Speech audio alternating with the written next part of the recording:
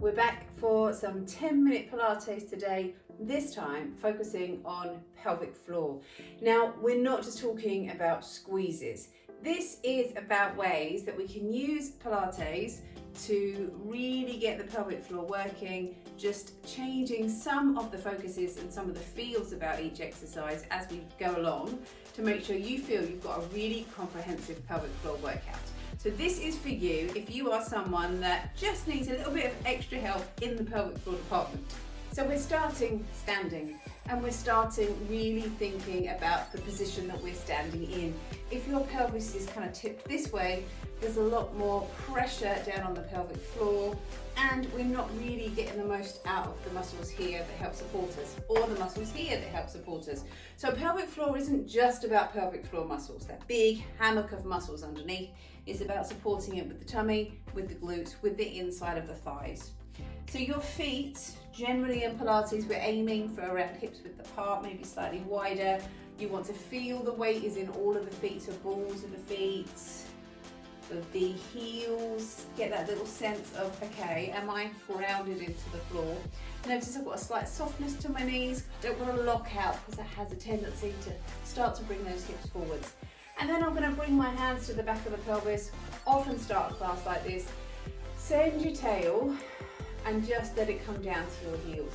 So the feeling is that those sitting bones draw down to your heels, and what that does, it just picks the hips up ever so slightly, so you get the feeling of those hips being connected to your ribs. That just shifts your pelvis. The weight of your pelvis becomes even, and then we're going to let your shoulders come down.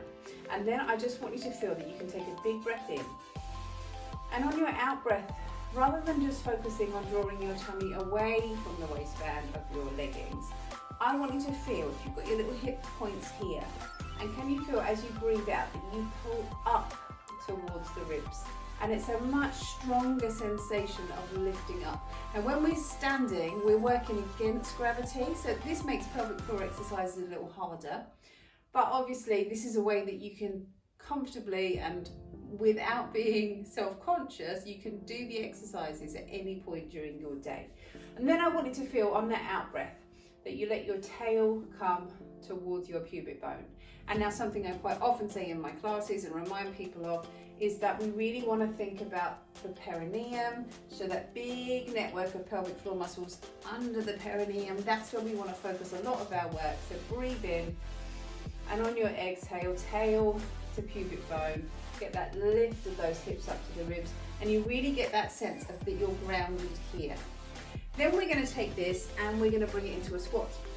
So squat is a pelvic floor exercise because when you squat down, your pelvic floor has to work so that your insides don't fall out. It's that simple. So we come on down, it doesn't have to be deep. We're going to just hold a squat here, and then as you stand, that same sense of your tail coming to your pubic bone.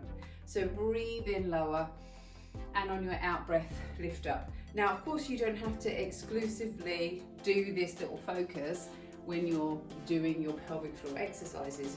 If you're squatting in any kind of class, you can really focus on the pelvic floor. So breathe in, come on down. It's going to feel a little harder as you stand because you've already got a slight stretch there, and you lift up. So breathe in, really try and feel you lift on the out breath.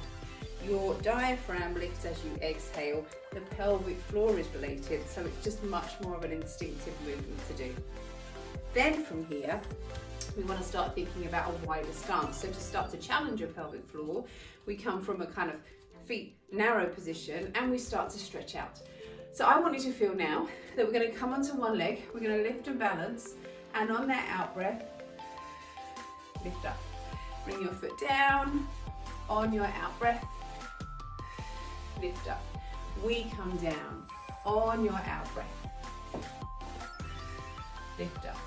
We come down, on your out breath, lift up. And because, and you can probably feel this as you're doing this with me, everything's a bit spread, so you have to work a little harder to get that connection.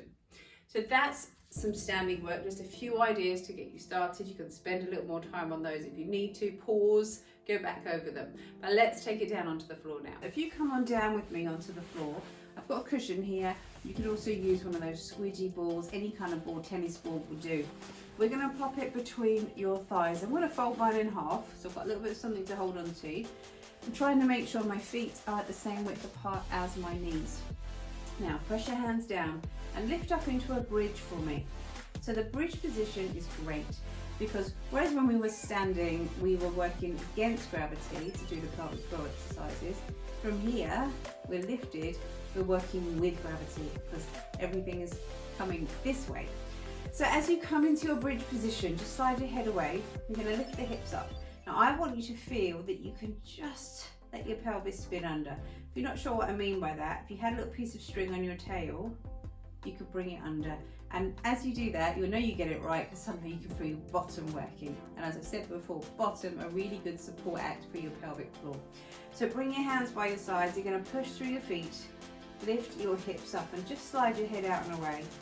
Now notice what happens if you squeeze the cushion between your thighs. Can you feel a little bit more work through your bottom and through the thighs? The inner thighs are like a gateway to the pelvic floor. It's all connected. So what I want you to do now is just breathe in here and on your out breath, squeeze that cushion between your thighs. We're going to breathe in and on your out breath, squeeze the cushion. Then come back down in towards the back. Now you might need to mix this up with another exercise we'll do a bit later if you're finding that's just too intense on your glutes, just until you build that strength. So we push through your feet, we're going to lift again. Press into the backs of your arms, breathe in here, and on your out breath you're going to squeeze that cushion again. Now this time, that same focus we had when we were standing, tail to pubic bone, and then gently down towards the floor. Breathe in. On your out breath, we're going to push. That tail comes under. We breathe in. On your out breath, we squeeze the cushion and we let your tail come towards your pubic bone. And just that sense of lifting up and slowly come back down. And breathe in. And on your out breath, up and hold. Very much focusing today on those slow holds, kind of building an awareness of the pelvic floor rather than necessarily a specific pelvic floor workout. So this is very much about ways that you can engage the pelvic floor a little bit more when you're doing your Pilates class, and then back down towards the floor, like a little secret training. Once we've done that, did you notice how being in that slightly inverted position made it a little easier to feel? But we do want to work the pelvic floor from all angles. So if you come over onto your side now, it's a really great place to be for pelvic floor. So we're going to come onto your forearm, going to squeeze this between your thighs. So these different angles are sometimes little areas or angles that we forget about. So we're going to press onto your forearm, lift up through the side. So we're working the side, we're working your core. You still want to get that feeling here that the ribs come back, so you're not flaring those ribs forwards. But we've got that cushion between the thighs again.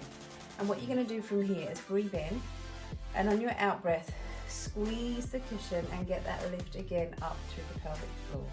Gently release, and on your out breath, squeeze and lift. And we'll just do that 3 times. Breathe in, and on your out breath, squeeze and release. Take that round to the other side now.